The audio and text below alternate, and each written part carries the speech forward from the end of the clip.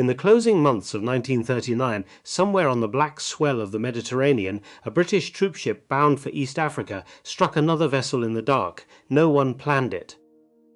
Steel folded against steel, and the damage was bad enough that the captain turned for the nearest safe harbour to make repairs. That harbour was Port Said on the coast of Egypt. And so a 43-year-old signals officer who was supposed to be sailing to Kenya stepped off onto Egyptian soil instead. His name was Ralph Bagnold. And of all the places in the world an accident could have stranded him, this was the one he understood better than almost any Englishman alive, because Ralph Bagnold was not really a soldier. Not in the way the word is usually meant. He was a quiet man, tall, thin, careful with his words, a scientist by instinct and a writer by trade. He had fought in the First Great War as a young signals officer on the Western Front, and he had survived the mud and the wire and the shelling that swallowed so many men his age. When that war ended, he stayed in the army for a time, then left it in 1935 to do the thing he truly loved. He went into the desert. Through the 1920s and 1930s, while most of the world looked away, Bagnold drove fleets of stripped-down Model T Fords deep into the Libyan desert, into a wilderness of sand and stone that had swallowed armies in ancient times. He went looking for a lost oasis the old maps only whispered about. He pushed into corners of that wilderness that almost no traveller had ever reached. In 1932 he made the first recorded crossing of the Libyan desert from east to west, hundreds of miles through terrain with no roads, no water, no name. And he did not just travel it, he studied it, he watched how the wind moved the sand, he measured how the dunes breathed and crawled across the earth. He worked out the physics of it, the mathematics of blown sand, and he wrote it down in a book that scientists would still be reading a century later. Along the way, he solved problems no army had bothered to solve. He learned that if you let the air out of your tires, a vehicle could float across soft sand instead of sinking into it. And because a compass needle goes mad near a steel-bodied car, he built something better, a sun compass, a simple instrument that read direction from the shadow of the sun itself, so a man could find his way across a featureless ocean of sand and know to within a hair exactly where he stood. This was the man the British Army had in its hands when the Second Great War broke out, and here is the first cruel irony of this story.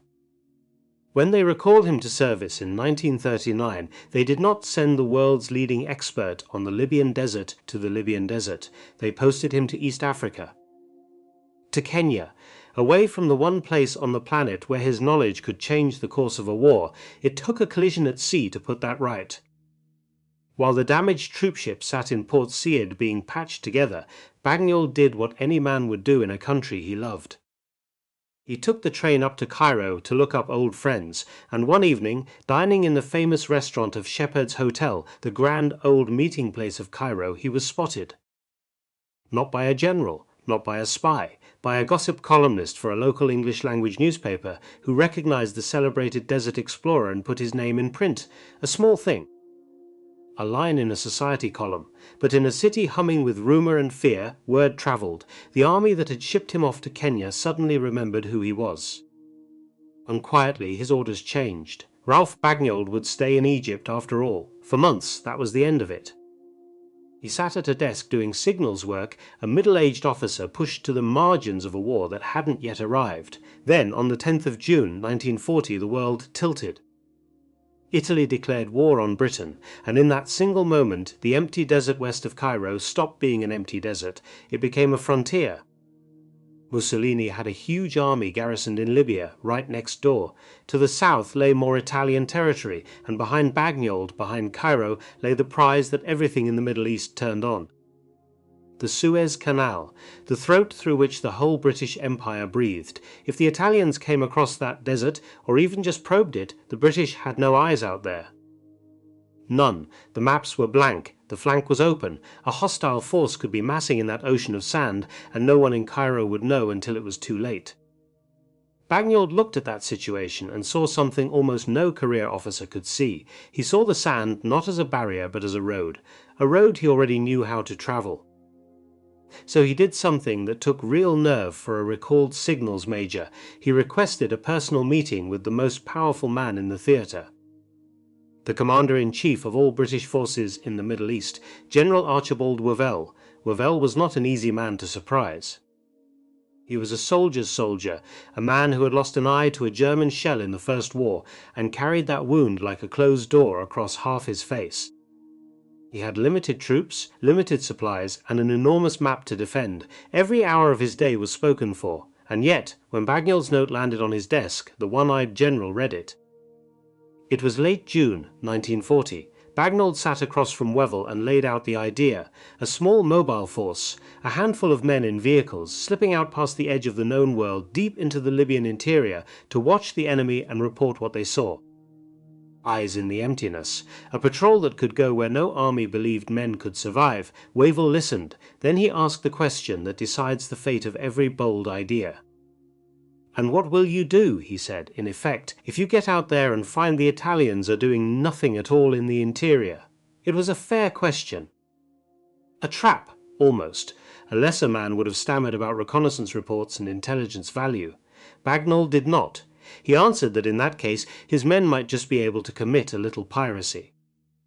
Piracy on the high desert. For a moment the answer hung in the air.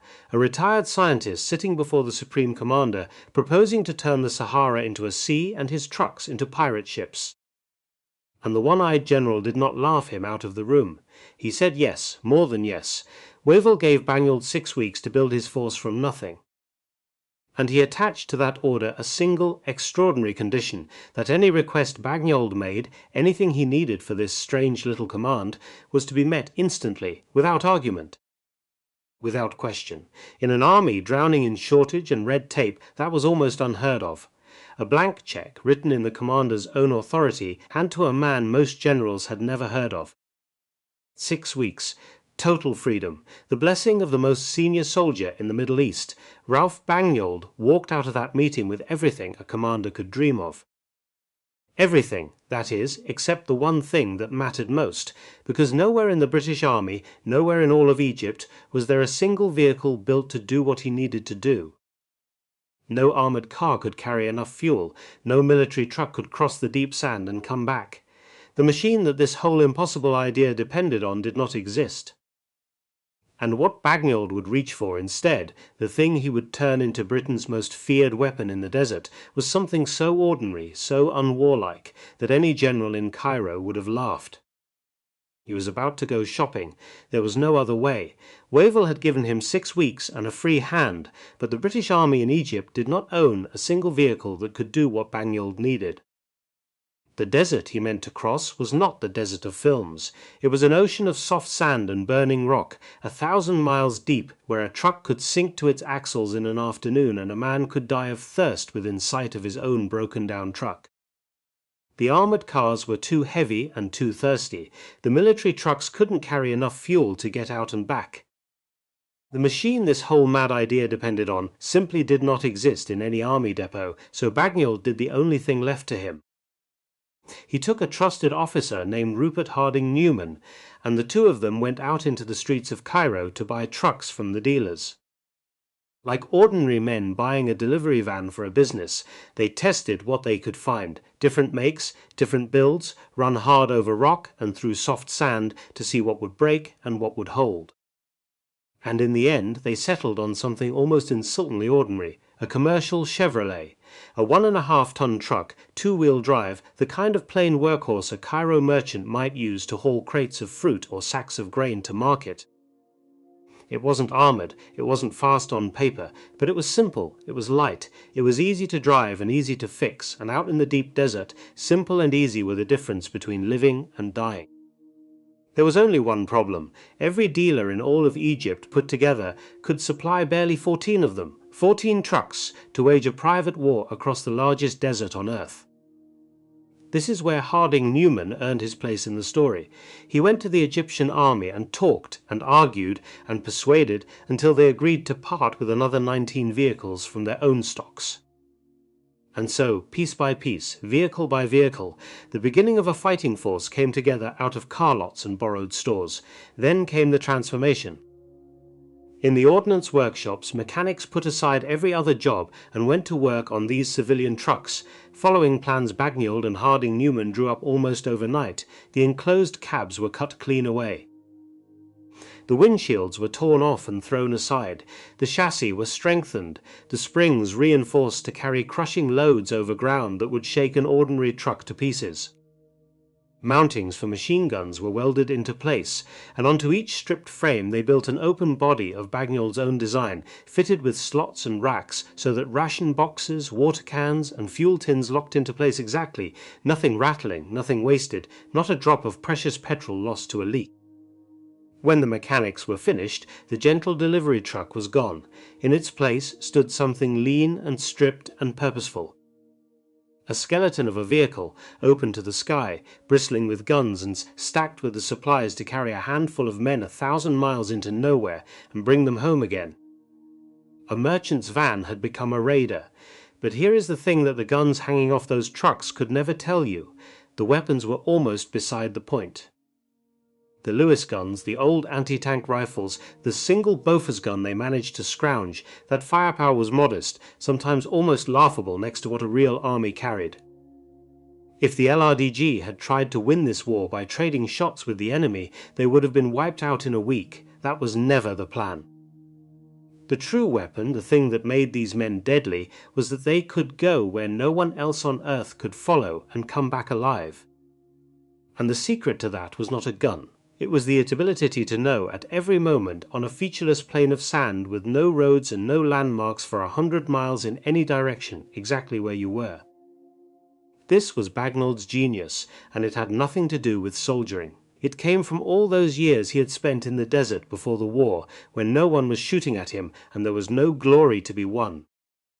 He had already solved these problems for himself, alone, as a scientist. His sun compass, that simple instrument that read direction from the shadow of the sun, freed the navigators from the magnetic compass that went useless near a steel truck. By day they steered by the sun. By night, when the desert turned cold and the sky filled with stars, they fixed their position by the heavens the way a sea captain finds his ship on an empty ocean.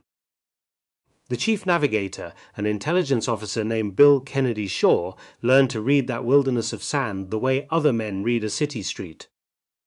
And the rest of Bagnold's old tricks came with it, letting the air out of the tires so the wheels floated over soft sand instead of digging in. The water condenser fitted to the radiator, so that when the engine boiled in the heat, the precious steam was captured and returned instead of being lost to the air. The iron discipline of fuel and water, every gallon counted, every drop accounted for. These were not battlefield inventions, they were the hard-won lessons of a man who had simply refused to die in the desert in peacetime, now turned to war.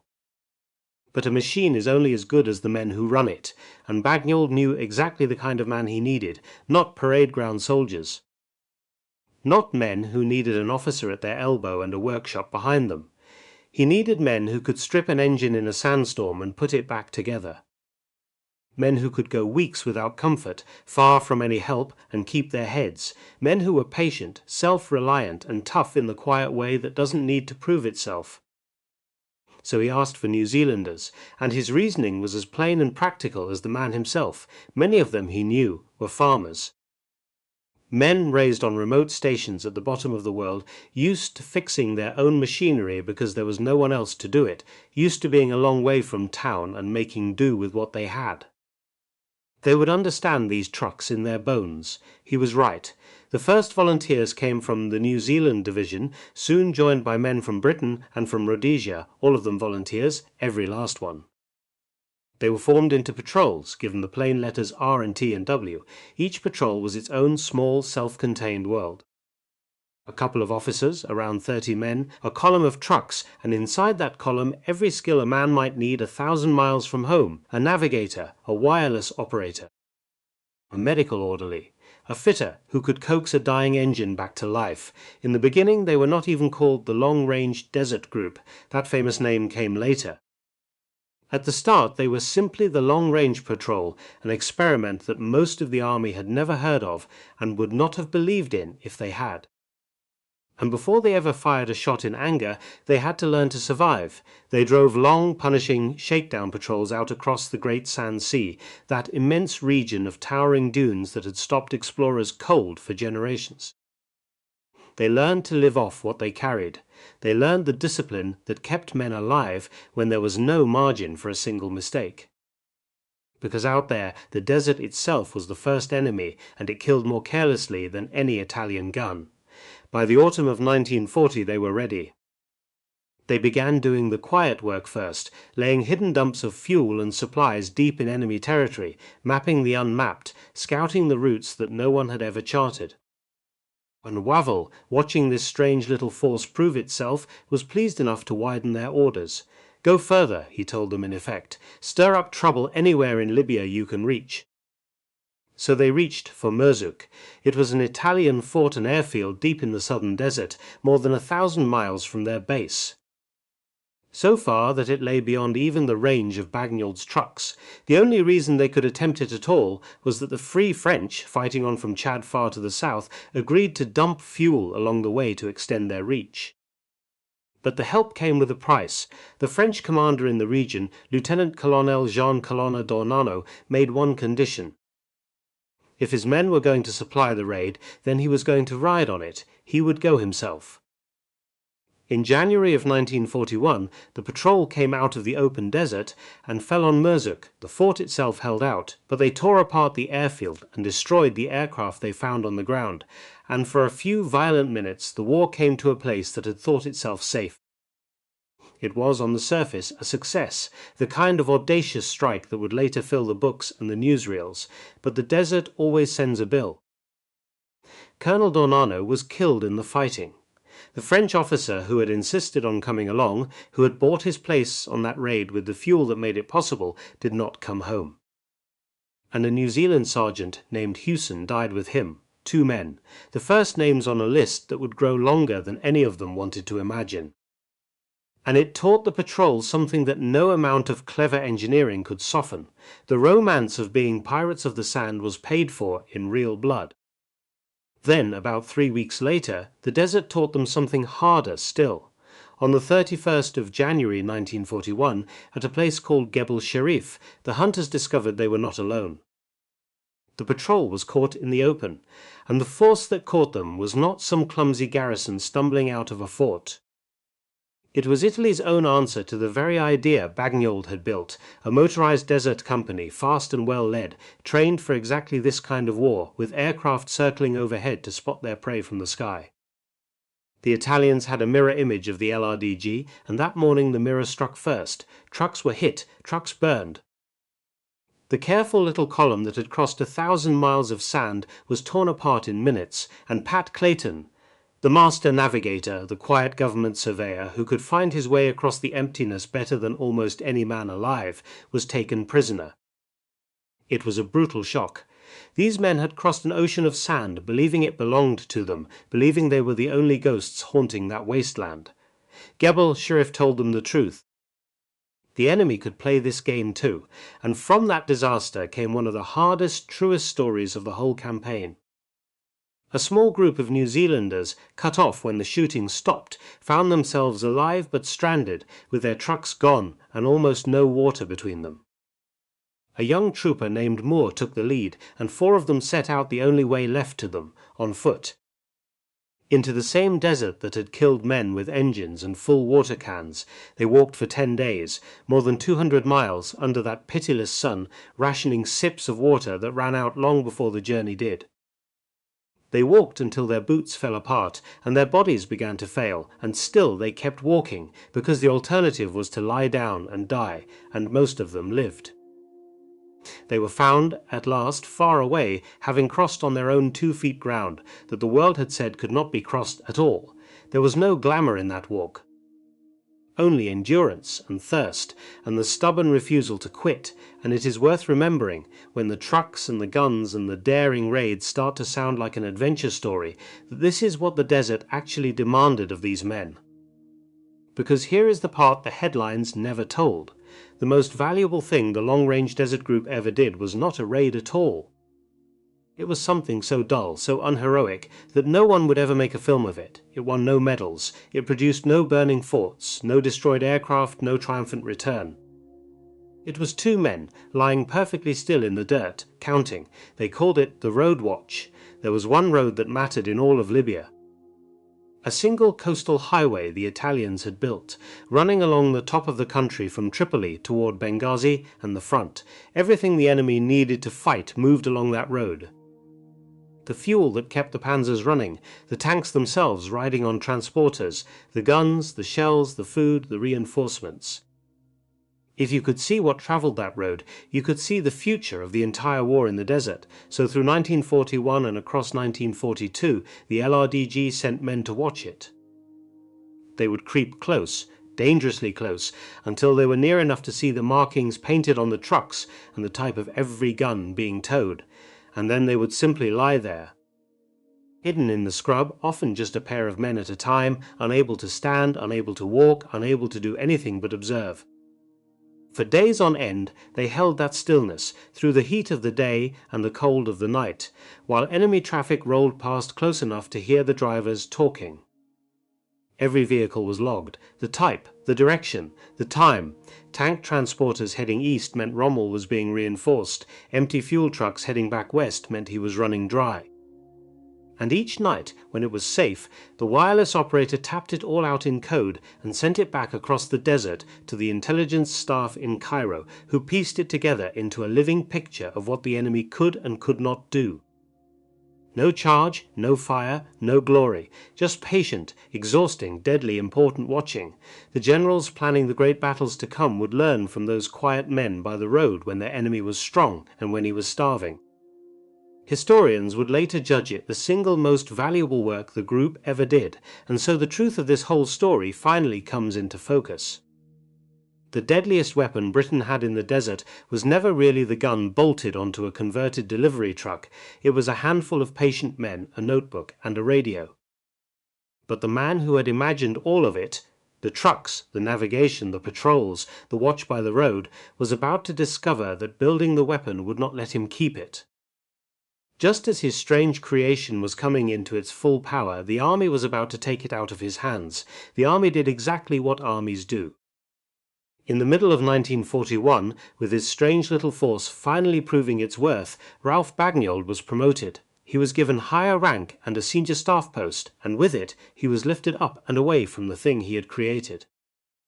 The man who had imagined every part of it, the converted trucks, the sun compass, the patrols, the long watch by the road, would now oversee its work from behind a desk. He would not ride out into the sand with it any more. There is a particular kind of ache in that. To build something with your own hands and your own mind against every doubt, and then to hand the keys to younger men and step back into the shadows just as it comes into its full strength. But Bagnold had built something more durable than his own command. The men who took over did not inherit a leader. They inherited a system. Command of the whole group passed to Guy Prendergast.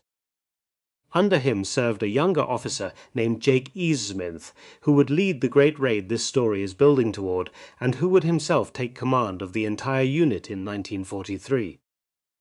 And they carried on with the trucks Bagnold had designed, the navigation he had perfected, the discipline he had drilled into them. The weapon outlasted the man who made it. Which is, in the end, what every builder hopes for, even when it costs him the glory. By the autumn of 1942, the war in the desert had narrowed to a single desperate place. A railway halt called El Alamein, where the British 8th Army and Rommel's Germans and Italians stood locked in the fight that would decide North Africa. And the High Command, hungry to hurt the enemy behind his own lines, ordered 4 raids to be launched on a single night. The long-range desert group was given the town of Barce and its airfield far out on the Libyan coast. Jake Easonsmith led them out from their base at Fayoum, near Cairo. To even reach the target meant crossing more than 1,100 miles of desert, an 11-day journey through the emptiness, navigating by sun and stars across ground that still appeared on no proper map.